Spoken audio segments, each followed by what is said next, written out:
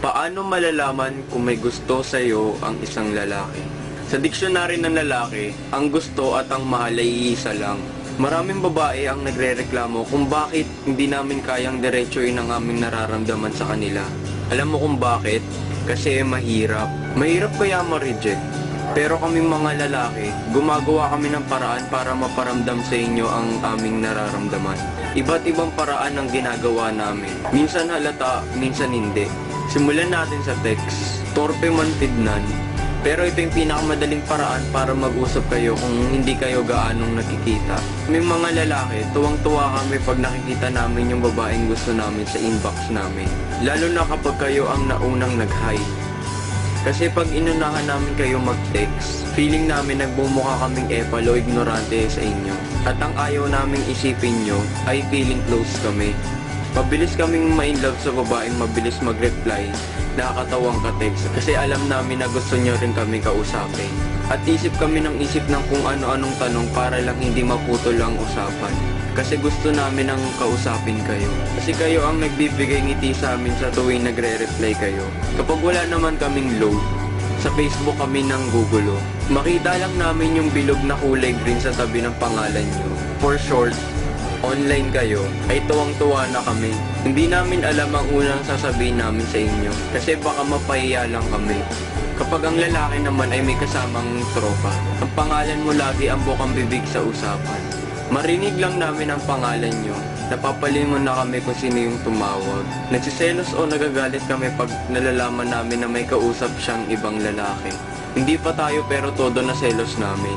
Maniwala kayo pag sinabi namin, lagi kang nasa isip ko.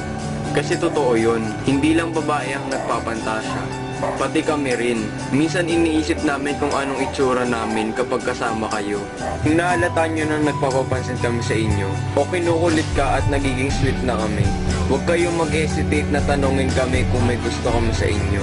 Hindi namin iisipin na filler kayo, kundi mapapa-oo talaga kami sa sagot namin. Kasi kung magpapakamanhid ka, baka mawala ito. Mahirap i-maintain ang feelings pag baliwala ka lang sa isang tao. Kapag may gusto na sa'yo ang lalaki, kausapin mo siya. Kasi ang lalaking kayang ilaan ng oras sila para sa babaeng gusto niya. Seryoso yun at sigurado ako dun. At huwag kayong mapapol kung alam nyong nilalandi lang kayo.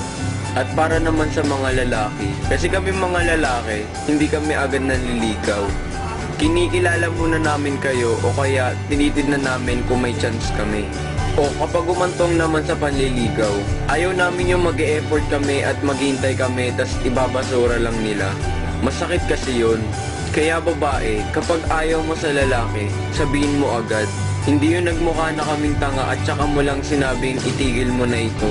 Sorry for the word. Para naman sa mga lalaki, kung kaya mo na, at ito na ang tamang panahon para sabihin ang nararamdaman mo.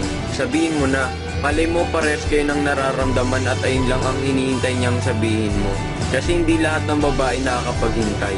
Hindi kung kailang ayaw na nila at sobrang tagal na nila nakapaghintay tsaka mo lang sasabihin. Mahirap din sa part ng babae ang magdesisyon at naintindihan ko yun. Kaya habang hindi pa kayo, ipakita mo na karapat-dapat ka sa kanya.